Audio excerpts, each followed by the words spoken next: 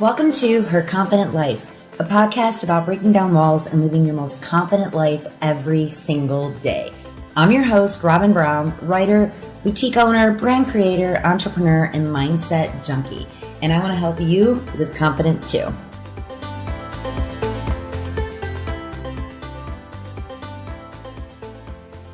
Hey, you guys. Here we are at episode number 5. And I'm going to start this one with a little story. So, it was New Year's Eve, 1998. Rob and I had stayed home that year because I had bronchitis and I felt like total crap. We just planned a cozy night by the fire watching movies. So 1990 year had been kind of a rough one for me. I'd lost my dad a few days before Christmas in 1997, and my dad was the single most important thing in my life. He was my shelter. I know I haven't talked about him much when I talk about my story, but the truth is, he really wasn't aware of anything that was happening. I mean, he knew my mom and I didn't get along, but all the abuse, he had no idea.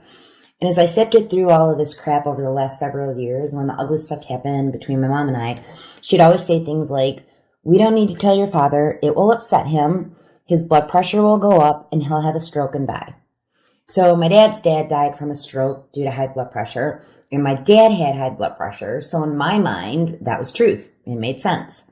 So I never said a word. So when I did lose my dad, it was devastating to me. And during that year that followed, so 1998, there were so many things that I had to figure out how to process, and it was just a really, really bad year. So New Year's Eve, Rob and I are sitting in front of the TV with the fireplace going, and we were watching The Horse Whisperer. It had just come out that summer, and it was the first time that I had seen it. And as I sat watching with my bronchitis and feeling like crap, I started feeling kind of weird.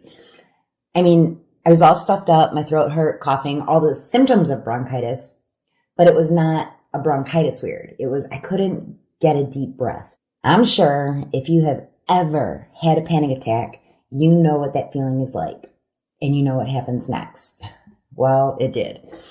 I didn't say anything to Rob right away, but I sat there watching the movie and I kept trying to get that really good deep breath, but it just wouldn't come. Over and over and over again. And the more I tried, the worse it got. And the worse it got, the more my mind wouldn't let it go. Like, that's all I was focused on, fighting to get that deep breath. The movie started irritating me. It felt like the volume had been turned up so loud and I couldn't focus on anything. And I felt super jittery. Like, not only couldn't I get a deep breath, but I was starting to feel like I had to jump up and run and somehow escape from myself. And so it had begun, the scary, ugly panic attack cycle, except I didn't know that's what it was. I had no idea what was happening to me, but I knew for sure that I was going to die. I was either going to stroke out, just like my dad, or I was having a heart attack. Either way, it was going to end up in death. And I was nothing short of hysterical, and every single moment that passed, it just kept getting worse. Eventually, I had to tell Rob, but by the time I told him, I was literally off in some other world, and I'm pretty sure nothing made any sense whatsoever. I don't remember much from that night, except I do remember Rob getting me to lay down in the bed, and he was holding me as tight as he could while I freaked the fuck out. That is not an exaggeration. I mean, I can remember at times he actually had me pinned down because neither one of us knew what was happening, but I was hysterical, and it literally lasted for hours.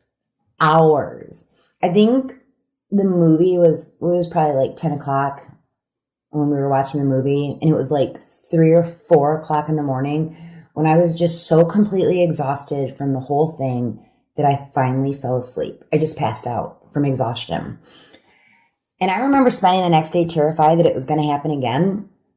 And that's part of it. Panic attacks are so damn scary that you can live in dread of the next one coming. And I did. So it was a few days later, and Rob convinced me to go back to the doctor that had diagnosed my bronchitis. I mean, something was going on. And every night since that initial one, they happened like clockwork. Not as long, not for as many hours as that initial one, but every single night. So The doctor said there was nothing further wrong with me, but did I believe them after what I experienced? Hell no. That led me to an appointment with a nurse practitioner that happened to be Rob's cousin, and she ran every single test imaginable on me, and everything came back, you're pretty damn healthy. And that's when I learned that I had experienced a full-blown, all-out panic attack. And it was probably brought on by the stress of the last year, of 1998. Did that magically make me okay? Make me feel better? No, it for sure didn't. But I did put all those test results in my purse, so if I did start feeling weird, all I had to do was pull them out and read them and know that it was my mind and not my body and that I really was okay. So here's a truth bomb. I am as stubborn as they come. And if this was my mind doing this to me, then I was bound and determined that I could make my mind undo it. Another truth bomb, I was never a sick kid. I never had to take much medicine, and there were medicines that I did take that my body would react so weird to. So, for example, one time my mom had given me an over-the-counter cold med. I think it was Tavas D, and it landed me in the ER feeling like my heart was going to beat right out of my body. Vicks Formula 44D cough syrup would do the exact same thing. And years ago, a lot of years ago, a simple iron pill made me so sick. So meds are not something I'm comfortable with at all.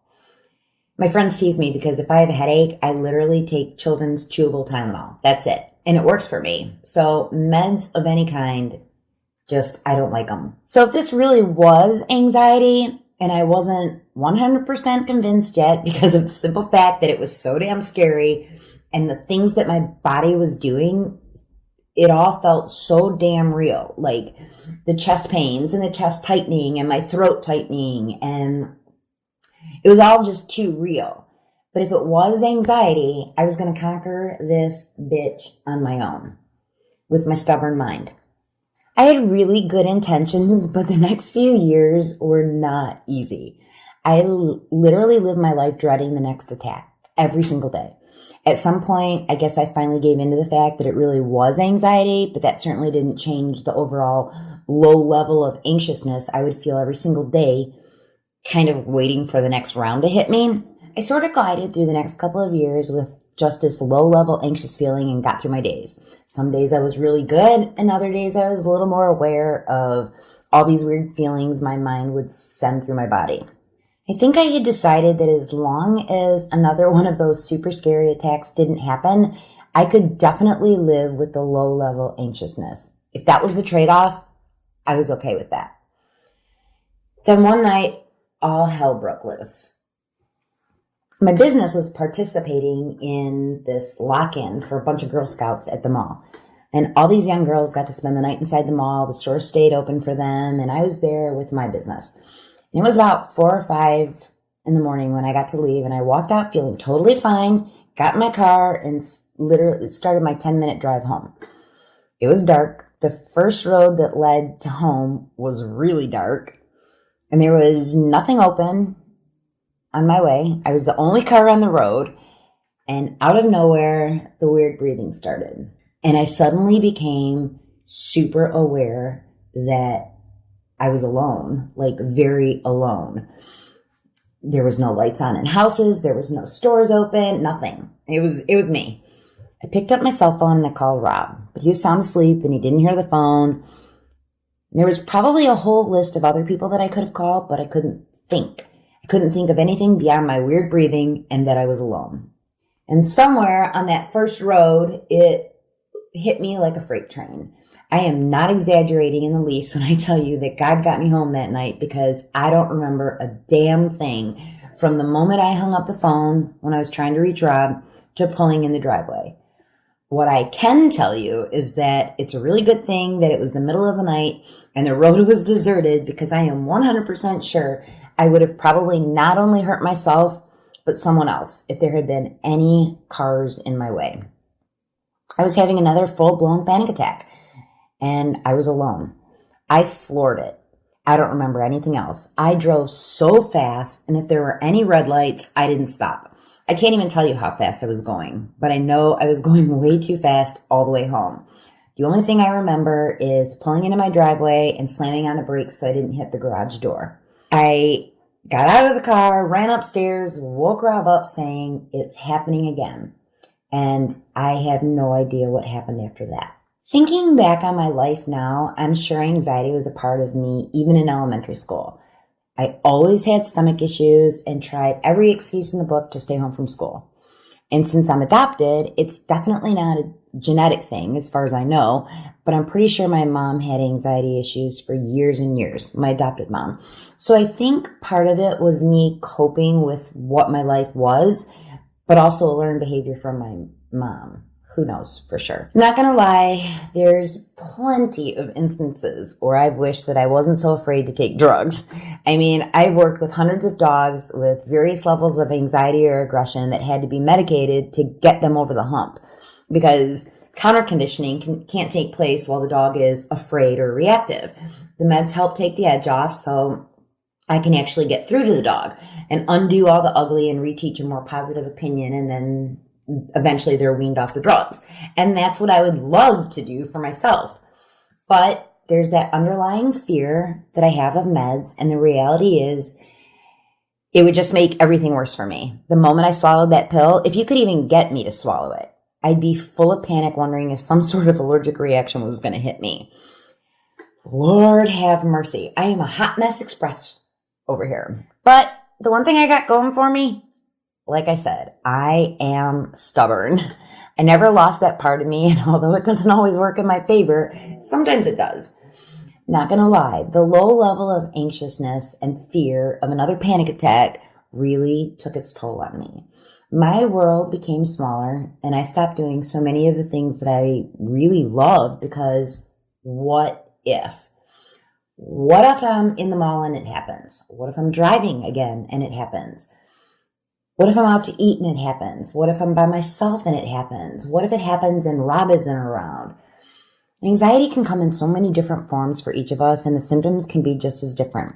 So I'm going to read you my list of symptoms, and I wonder if any of these will sound familiar to you. And I'm not saying that every single time I feel them all, but these are my symptoms. Overthinking, avoidance, sweating, stomach issues, panic attacks, needing reassurance, lack of patience, procrastination, constant worrying, trouble breathing, headaches, rapid heartbeat, insomnia, memory issues, inability to concentrate, seeing only the negative, racing uncontrollable thoughts, aches, pains, tense muscles, nausea, dizziness, lightheadedness, chest pain, palpitations, rapid heartbeat, dry mouth, difficulty swallowing, feel like I'm choking, clenched jaw, grinding teeth, numbness or tingles, sense of vomiting, or like I have to, difficulty breathing, frequent urination, shortness of breath, mind goes blank. Holy shit. Okay, so it's a wonder that I was not convinced it was anxiety and that something was seriously wrong with me, because that's a list of symptoms. And all of these symptoms affected my behavior too. Like I would have unpredictable bouts of irritability, like when the movie became all of a sudden too loud. Like if I'm feeling anxious, things that normally don't bother me would irritate the crap out of me. Or nitpickiness and a hypersensitivity to chaos or disarray or any sort of change. So if a situation makes me anxious, I need to be able to have quiet, and I need to be able to focus on the task at hand. And I notice any noises, they're elevated. So any kind of chaos, my mind doesn't do well with chaos. And fast talking, the more anxious I am, the faster I talk, and I will start stumbling over my words. Sometimes, very rarely, sometimes though, not talking at all. I mean, I'm a talker, so for me not to talk, it doesn't happen very often, but it does happen. Seeing only the negative, that goes back to growing up as a pessimist, and there can be a million things good in a situation, but if I'm feeling anxious, I'm only going to see the negative. Racing thoughts, I can literally put together a movie in my head. If there's a situation that I'm anxious about, it'll become a movie that I can actually see in my mind's eye, and it plays out before me, and that elevates the fear. Difficulty in decision making, I've sucked at that my whole life, but it becomes impossible if I'm feeling anxious. And avoidance. I will avoid to keep myself from feeling those anxious thoughts, the anxious feelings. I will avoid in order to not feel that funky breathing start. Any of those low level, oh crap, it might happen feelings that you get before leading into a panic attack. Living with anxiety is like being followed around all day, every single day by a voice. And that voice knows all your insecurities and uses them against you. And sometimes it can be the loudest voice in the room and the only voice you can hear. But here's the thing. Your anxiety doesn't have to define you. You actually get to define it. Not gonna lie, it helps if you've got the stubborn streak. And I'm not going to tell you that learning to stop it in its tracks is easy, because it for sure isn't. I'm also not going to tell you that I'm 100% healed, because I am for sure not. There are areas of my life that I am still a work in progress when it comes to my anxiety, but the key words are work in progress, because I haven't given up and I don't plan to anytime soon. One of the things that I was told when I first began working on my anxiety issues was to learn to deep breathe. Okay, so before you go all cray-cray on me and tell me how important it is and how great deep breathing works, because I know these two things already, I am here to tell you that when I am in the middle of a full-blown panic attack, concentrating on my breathing is not gonna happen. It just isn't. I mean, it's all good in theory, but I think you need to get a hold of your deep breathing practice outside of being in the middle of the throes of anxiety, because I just feel like I need to escape. And to get me to sit down and be still and focus on my breathing, sorry, sister, that's not going to happen. However, learning to catch your own personal symptoms as they first begin is when the deep breathing exercises help. Waiting until you're in the throes of a scary full-blown attack, not so much. Unless you're superhuman, and I'm not. Because when I'm in the middle of a full-blown panic attack, anything can happen. My urge to run away from myself is what's taking over. So one thing that worked for me, letting myself feel. Acknowledging and feeling all the symptoms, all of them. And actually getting to know my symptoms and recognizing them for what they are. This wasn't an easy thing for me to accomplish. Letting myself really feel all the things instead of letting my mind take over, because they're scary feelings. But once I learned to do it, it honestly became almost a lifeline. It actually helps me to get through the feelings and get back to myself before a full-blown panic attack happens. But that's the key. You have to take control the moment that weird feeling begins. Mindset junkie that I am, do you have any idea right now where I'm going with this? Believe it or not, The Secret, which I talked about in episode 4, and the law of attraction can actually play a huge role in dealing with or even getting past your anxiety. Okay, so let's back up a little bit.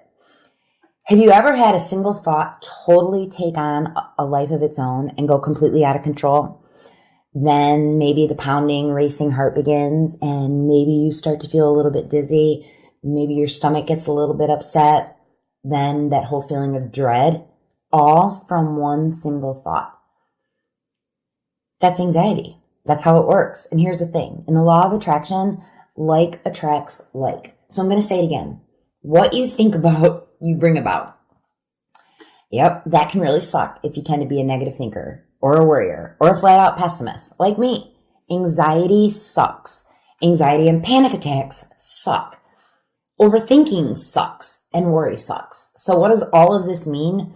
Well, whatever you tend to think about or repeat to yourself, your subconscious will begin to see it as your truth. So whether it's in a conversation with others or just in your own mind, every single time you think or say, I have anxiety, I worry a lot, I have panic attacks, The fact is, you make it worse. I literally did this all the time in all the things. I can't do this, that, or the other thing because, and insert your choice of one in a million different things that might bring on some anxiety. So I was always double ditching myself and setting myself up to first, not succeed, and second, stay rooted in my anxiety. When I finally learned how the law of attraction, The Secret, and what my dad was always trying to drill into my brain for as long as I can remember, what you think about, you bring about. When I finally learned how all of that worked, I started changing my mindset little by little towards my anxiety and panic attacks. I started changing I have anxiety to I am confident. I have panic attacks to I am relaxed. Honestly, at first, it felt like I was lying to myself, and these simple statements were never going to work because that out-of-control freight train that is anxiety was going to need way more than a simple sentence to get under control. But it really does work. It may not feel like it at first, but trust the process. And the process is, over time, your subconscious will begin to believe in these positive statements, just like it believed the negative ones, as your truth. Okay? Something else that worked for me is meditation. And that sounds funny to me when I say it because anyone that knows me at all knows that it's super hard for me to sit still for any length of time. Here's a little example. I started recording this podcast yesterday. When I sat down to begin, I had no idea that it was going to be a tough one for me. But as I talked about those 2 ginormous panic attacks I had, and trust me, those weren't the only 2, but they were the 2 biggest ones, I started to feel really weird.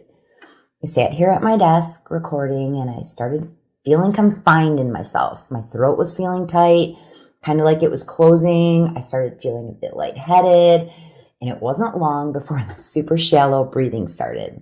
All the remembering and talking about those 2 panic attack incidents literally triggered me in super slow motion over the few hours that I was sitting here. I had no choice but to step away. So I got up from my desk, wandered through the house to the kitchen, and I could feel the difference in my body. There was no mistaking what was happening, and I knew I had to stop it in its track. I grabbed my blanket, laid down on the couch, and River climbed up and curled in beside me. I closed my eyes, and I began with prayer.